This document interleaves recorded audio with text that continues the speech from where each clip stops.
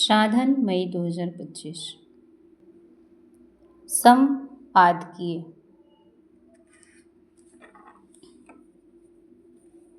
विद्यार्थी जीवन में हम अपना सभी का यह अनुभव रहा है कि जिस शिक्षक ने पूरे वर्ष भर हमें ज्ञान दिया, वही शिक्षक हमें परीक्षा के समय कोई सहायता नहीं करता है। हमें एक प्रश्न पत्र और एक उत्तर पुस्तिका दे दी जाती है और हम उस उत्तर पुस्तिका में प्रश्नों के मन चाहे उत्तर लिखने के लिए स्वतंत्र होते हैं, किंतु परीक्षा का परिणाम हमारे द्वारा लिए गए उत्तर के आधार पर ही होता है। अर्थात सही उत्तर का परिणाम अच्छा और गलत उत्तर का परिणाम बुरा होता है। हमारा जीवन भी इसी तरह है। ईश्वर ने हमें एक निश्चित अवधि के लिए जीवन दिया, साथ ही कर्म करने की पूरी छूट दी। जिस प्रकार परीक्षा के बाद उत्तर पुस्तिका की जांच होती है, उसी प्रकार हमारे जीवन रूपी उत्तर पुस्तिका की भी जांच होगी। ईश्वर द्वारा प्रदत्त जीवन को हमने जिस प्रकार जिया है, उसी प्रकार उसका परिणाम भी होगा। जिस प्रकार प्रत्येक प्रश्न के उत्तर को शिक्षक बड़ी बारीकी से जांचता है, उसी प्रकार हमारे द्वारा दिए गए प्रत्येक शारीरिक और मानसिक कर्म को भी जांचा जाएगा। जीवन में यदि हमने सत्कर्म किया, दूसरों के कल्याण एवं हित के लिए कर्म किया, तो हमें अलग जन्म किसी अच्छे परिवार में मिलेगा। साथ ही स्वयं भी सुखी रहकर दूसरों के हितार्थ काम करने के लिए ईश्वर का सहयोग भी प्राप्त होगा। वही यदि हम मार काट करने वाले या दूसरों को दुख पहुंचाने वाला जिए तो निश्चय ही भावी जीवन दुखमय ही होगा। हम आप सब ने यह दृष्टांत पढ़ा है कि भीष्म पितामह जब सरशैया पर थे, तब वे यह विचारने लगे कि मैं जीवन पर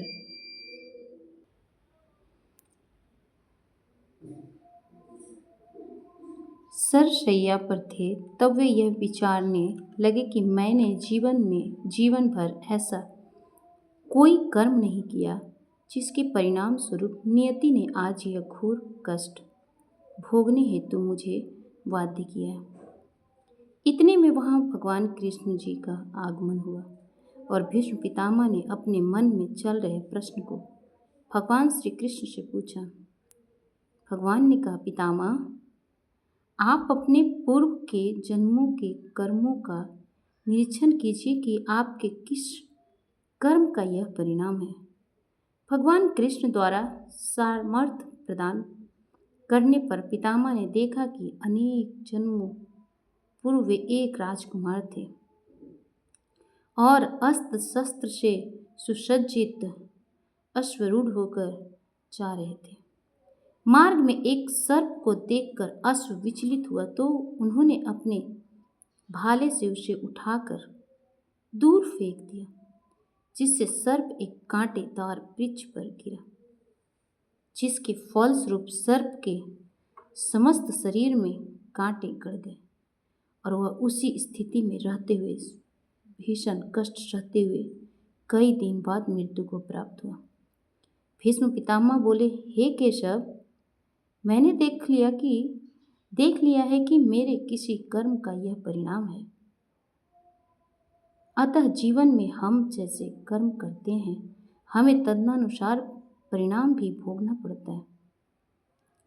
ये पूर्व घटित घटनाएं, जिन्हें हम इतिहास कहते हैं, इनको लिखने का कारण यही है कि हम उसे पढ़कर या सुनकर अपने जीवन को पवित्र बनाएं। किंतु हमारी मानसिकता ऐसी हो गई कि मन मत होकर कर्म करते जाते हैं, जिसके फलस्वरूप घोर अशांति हमारे जीवन को दुखमय बना देती है। अतः आवश्यक यही है कि जो जीवन हमें मिला है, उसमें हम अत्यंत विवेकशीलता से ऐसे कर्म करें जिससे भावी जीवन हमारा सुखमय हो सके। हमारे पास श्री रामायण और श्री भागवत गीता जैसे महान ग्रंथ उपलब्ध हैं, जिसका हम सत्य पाठ भी कहते रहते हैं। किंतु हम कभी यह नहीं विचारते कि आज इस अत्यंत संघर्षमय जीवन में हम भी अनेक बार किम कर्तव्य वे विमूढ़ स्थिति में आ जाते हैं और हमारी स्थिति भी अर्जुन की तरह हो जाती है।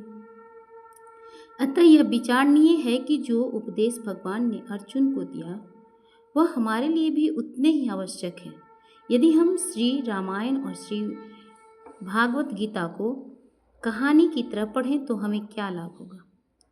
अतः ग्रंथों को पढ़ते समय आवश्यकता इस बात की है कि हम यह ध्यान रखें कि हमारे जीवन को पवित्र बनाने के लिए क्या क्या उपदेश दिए गए हैं। यह न विचारों कि यह उपदेश तो किसी अन्य के लिए था, बल्कि स्वयं को उस घटना से जोड़कर उन उपदेशों को समझने का प्रयास करें और उसी के अनुसार जीवन में इस तरह कर्म करें जिसके परिणाम स्वरूप न केवल इस जीवन में बल्कि भावी जीवन में दुख और अशांति न हो। हम राग, द्वेष और घृणा से दूर रहकर सबसे प्रेम पूर्वक व्यवहार कर सकें। तनिक विचार करें कि हम अंश रूप में ईश्वर ही तो हैं, किंतु हम अपने ही विचारों और तदनुसार कर्म करके दुख और क्लेश भोग रहे हैं, जबकि हम चेतन, अमल, सहज सुख राशि हैं। अतः स्वाभाविक रूप से मन में यह प्रश्न आता है कि हमारे द्वारा पाप कर्म क्यों हो जाते हैं। अर्जुन भी भगवान से प्रश्न करते हैं, अथ केन प्रयुक्तोऽयं पापं चरति पुरुष अनिच्छन्नपि वासने बलादिव्य नियोजित। भगवान कहते हैं कि राजोगुण से उत्पन्न हमारी अनंत कामनाएं ही इसका मूल्य कारण है। जिस प्रकार धुएं से अग्नि और मैल से दर्पण ढक जाता है, उसी तरह हमारी कामनाएं, हमारी इंद्रियां, मन और बुद्धि में बस जाती है और हमारे ज्ञान को आच्छादित करके जीवात्मा को मोहित करती है। अतः प्रथम हमें इंद्रियों से परे मन को निर्मल करना होगा, फिर मन से परे बुद्धि को निर्मल करना होगा और फिर बुद्धि से परे आत्मा से जुड़कर इस अजेय कामना रूपी शत्रु का अंत करना होगा। किंतु यह कर पाना किसी भी साधना मनुष्य के लिए सहज नहीं है। जीवन की सामर्थ्यहीन दुर्दशा से द्रवित होकर या तो ईश्वर स्वयं ही गुरु रूप में अवतरित होते हैं या किसी दिव्य आत्मा को ज्ञान देकर यहाँ अवतरित होने एवं हमारे मन, बुद्धि और अहम को निर्मल कर हमें अपने अंश में मिला देने हेतु भेजते हैं। ये नर रूप ईश्वर ही समर्थ गुरु होते हैं। ऐसे गुरु की शरण हुए बिना आत्मज्ञान पाना संभव नहीं है। ग्रंथों में लिखे हुए एवं महापुरुषों के श्रीमुख से सुने हुए उपदेश हमारा मार्ग प्रशस्त तो करते ही हैं और हमें मुमुक्षुता भी प्रदान करते हैं, किंतु उपनिषद हमें यह भी बतलाते हैं कि आत्मज्ञान प्रवचन का विषय नहीं है। नायमात्मा प्रवचनेन लभ्यो न मेधया न बहुना श्रुतेन। यह आत्मा न तो विद्वतापूर्ण अध्ययन से, न ही महान बुद्धि से, न ही व्यापक श्रवण से प्राप्त की जा सकती है। चूँकि यह परा विद्या है, अतः इस ज्ञान का उपदेश भी परावाणी में ही किया जाता है। हमारे गुरु महाराज का कथन है कि आत्मज्ञान हृदय से हृदय को देने वाला ज्ञान है। अतः आवश्यक यह है कि हम शिष्य बने। हमने गुरु धारण तो कर लिया, किंतु सदैव मनमुख ही बने रहे तो हमारा उपदेश पूर्ण होगा संभव नहीं है। उपदेश पूर्ण होना संभव नहीं है। हमें गुरु से ही नहीं अपितु गुरु में मिलना होगा, गुरु से जुड़ना होगा। संत सूरदास जी अपने एक पद में यही कहते हैं, एक नदिया एक नर कहावत, मैलो नीर भरो जब मिलिए गए तब एक वरन भये सुर सरी नाम परे। किसी पवित्र नदी के समानांतर कोई गंदा नाला कितनी ही दूर तक बहता रहे, नाले का जल कभी पवित्र नहीं होता, किंतु जब कोई उसी नाले को नदी से जोड़ देता है तो नदी उस गंदे जल को अपने प्रवाह के साथ शामिल कर लेती है, जिससे नाले की गंदगी धीरे धीरे नीचे बैठ जाती है और कुछ मील बहने के बाद नाले के पानी की सारी दुर्गंध दूर हो जाती है। सारा जल एक रूप हो जाता है, पवित्र हो जाता है, जिसमें स्नान कर हम भी पवित्र हो जाते हैं।